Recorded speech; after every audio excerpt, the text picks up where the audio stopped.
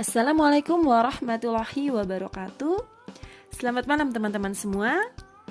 Apa kabarnya hari ini? Sudah siap untuk menyimak pelajaran bahasa Indonesia kali ini? Pastikan kalian sudah menyiapkan buku dan alat tulisnya, dan jangan lupa berdoa dulu ya sebelum kita memulai belajar. Pada malam hari ini Ibu akan menjelaskan materi pada modul 16 mata pelajaran Bahasa Indonesia mengenai teks narasi. Teks narasi ini merupakan materi kelas 9 untuk pendidikan kesetaraan paket B. Sebelum Ibu menjelaskan materi ini lebih lanjut, Ibu ingin bertanya kepada kalian. Pernahkah kalian membaca cerita tentang pengalaman orang lain? Atau mungkin kalian pernah menulis pengalaman kalian sendiri dalam sebuah karangan? Nah, jika kalian pernah melakukannya, maka apa yang kalian baca atau kalian tulis tersebut itu merupakan teks narasi. Nah, apakah itu teks narasi? Teks narasi adalah suatu karangan cerita yang menyajikan serangkaian peristiwa kejadian dan disusun secara kronologis sesuai dengan urutan waktunya. Peristiwa itu bisa benar-benar terjadi, tapi bisa juga hanya khayalan saja. Umumnya, karangan atau teks narasi diciptakan dengan tujuan untuk menghibur pembacanya dengan pengalaman estetis melalui kisah dan cerita, baik fiksi maupun non-fiksi. Contoh teks narasi itu adalah cerpen, novel, maupun cerita inspiratif. Cerita inspiratif merupakan teks yang berisi perjuangan hidup seseorang berpengaruh terhadap orang lain sehingga mereka mengikutinya. Sebuah teks dapat dikatakan sebagai suatu karangan narasi apabila memenuhi ciri-ciri di bawah ini. Pertama adalah teks berisi tentang cerita, kisah, dan peristiwa tertentu yang menggunakan gaya bahasa naratif. Kedua, cerita memiliki alur yang jelas dari awal hingga akhir cerita. Ketiga, terdapat suatu peristiwa maupun konflik. Keempat, memiliki unsur-unsur pembentuk berupa tema, latar, alur, karakter, dan sudut pandang. Kelima, terdapat unsur rangkaian waktu dan informasi. Keenam, menonjolkan unsur tindakan dan perbuatan. Ketujuh, terdapat latar suasana, tempat, dan waktu. Kedelapan, mempunyai tokoh dan perwatakan yang jelas. Dan yang terakhir adalah memakai urutan waktu dan tempat yang saling berhubungan. Adapun unsur kebahasaan yang dimiliki teks narasi adalah sebagai berikut. Pertama, menggunakan kata kiasan atau metafora.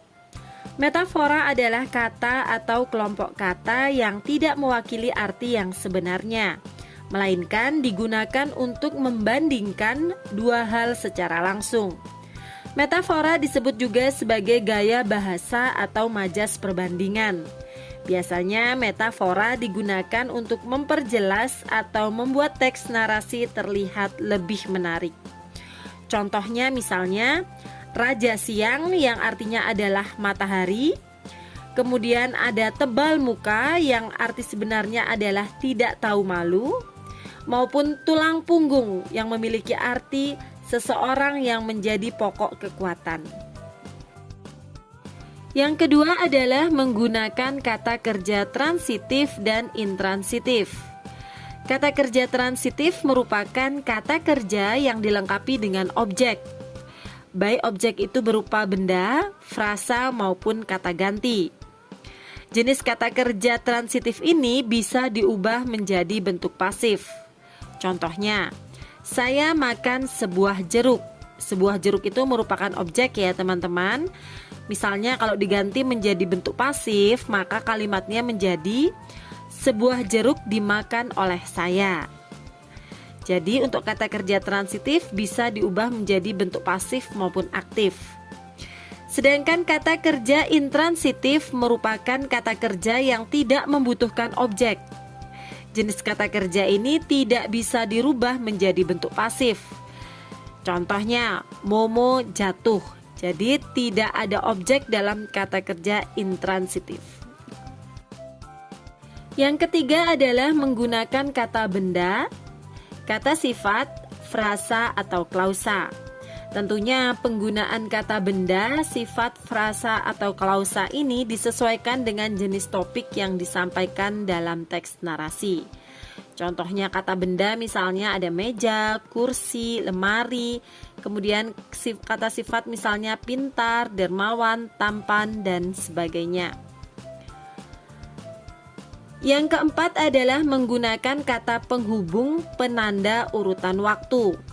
Agar pembaca tidak bingung, biasanya penulis cerita akan menggunakan kata penghubung penanda urutan waktu. Contohnya, pertama-tama, lalu, kemudian, selanjutnya, akhirnya, dan lain sebagainya. Sekarang Ibu akan membahas mengenai jenis teks narasi. Jenis teks narasi ada 4 jenis. Yang pertama adalah narasi informatif. Narasi informatif adalah karangan yang bertujuan menyampaikan sebuah informasi dengan tepat mengenai suatu peristiwa ataupun kejadian. Jenis yang kedua adalah ada narasi artistik. Narasi artistik adalah sebuah karangan yang menceritakan suatu kisah atau peristiwa yang bertujuan memberikan pengalaman estetis kepada pembacanya.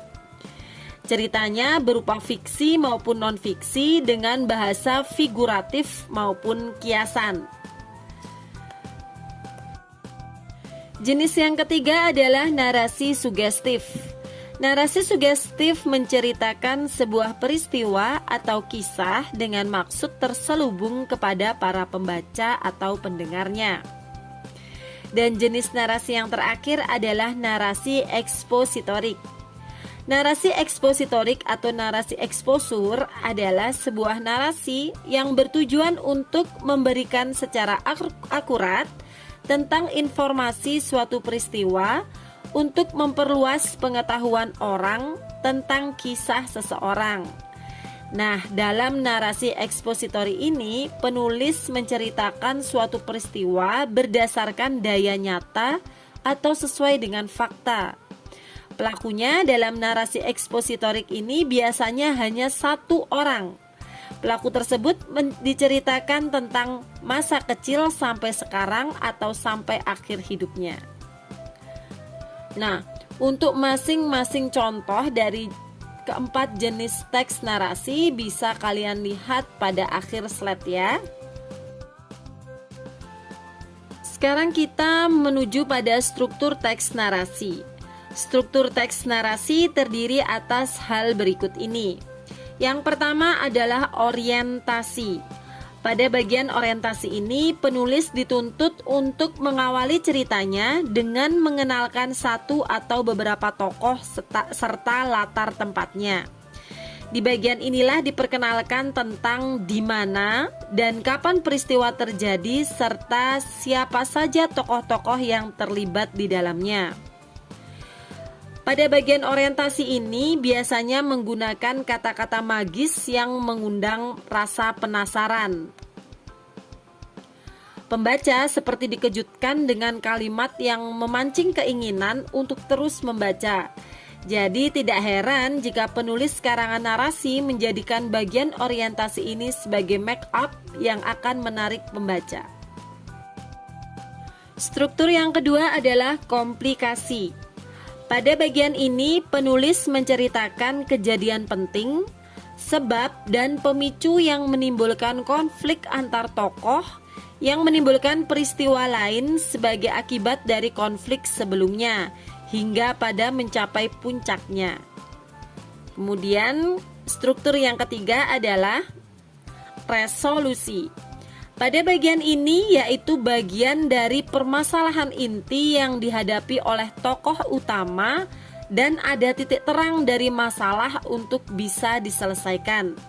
Kesimpulannya konflik menurun dan dapat diselesaikan. Nah, struktur yang terakhir adalah reorientasi. Pada bagian ini merupakan penutup teks yang berisi pesan moral cerita tersebut. Tahap ini tidak wajib dalam sebuah teks narasi. Berarti bisa menggunakan struktur reorientasi atau tidak ya teman-teman ya. Tujuan dari sebuah teks narasi antara lain adalah: pertama, memberikan informasi untuk menambah pengetahuan. Kedua, memberikan wawasan kepada pembaca. Ketiga, memberikan hiburan. Dan yang terakhir adalah memberikan pengalaman estetis kepada pembaca. Nah, salah satu contoh dari teks narasi adalah cerita inspiratif. Nah, apa sih tujuan dari pembuatan cerita inspiratif tersebut? Cerita inspiratif itu bertujuan untuk pertama, menceritakan kisah perjuangan hidup seseorang.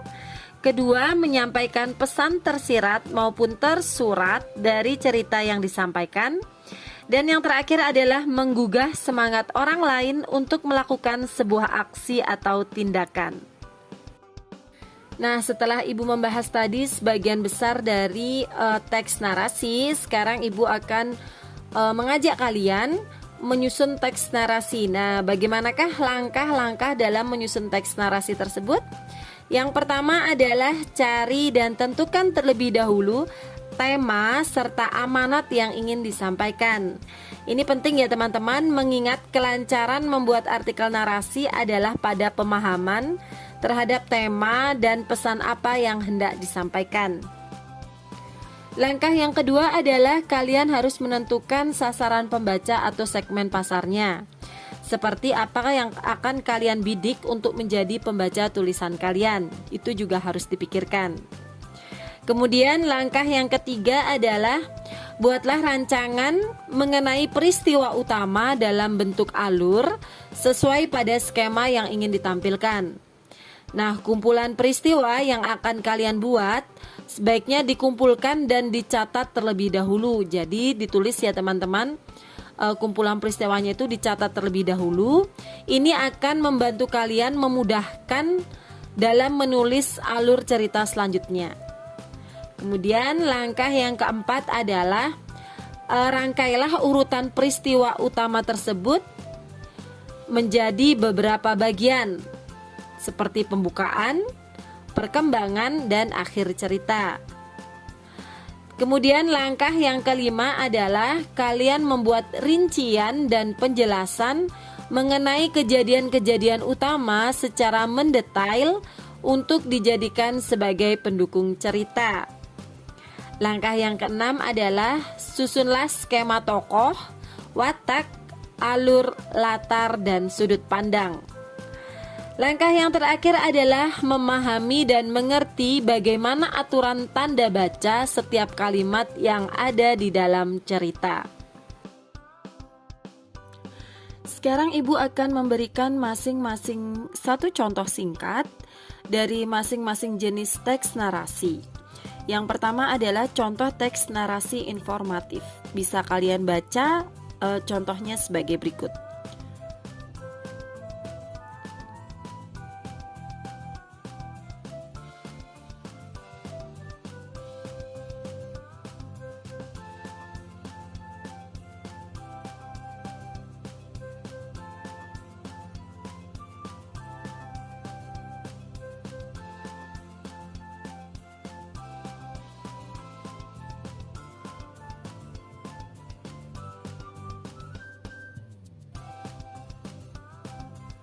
Baik, setelah kalian membaca contoh teks narasi informatif, bisa kalian lihat pada contoh tersebut bahwa teks tersebut menyampaikan informasi mengenai peristiwa pertempuran Surabaya. Jadi mengapa teks tersebut dinamakan teks narasi informatif?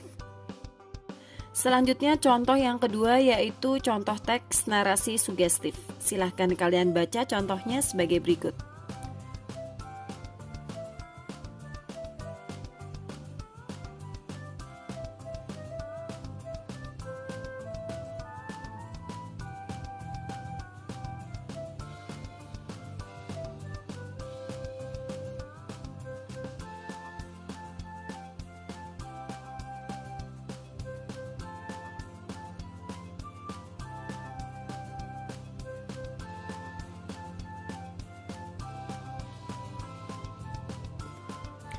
Nah, setelah kalian baca contohnya, jadi pada contoh teks narasi sugestif tersebut menceritakan tentang suatu peristiwa di mana Indah pergi ke rumah neneknya dan membantu neneknya memberi makan ayam.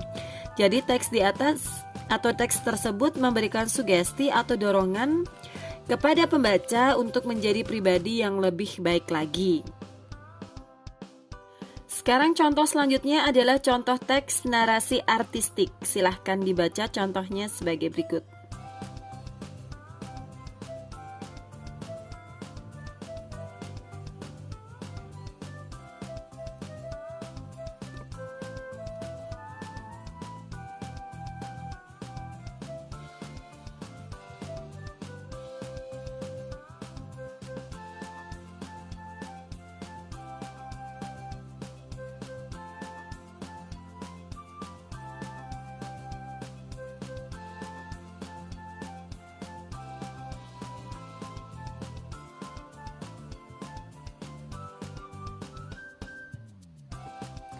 Baik, setelah kalian membaca contoh teks narasi artistik di atas atau tersebut, bahwa teks tersebut menceritakan kisah Pak Raden yang melawan harimau demi menyelamatkan seorang bayi. Jadi kisah tersebut memberikan pengalaman estetis kepada pembacanya. Contoh yang terakhir adalah contoh teks narasi ekspositorik. Silahkan kalian baca dulu contohnya sebagai berikut.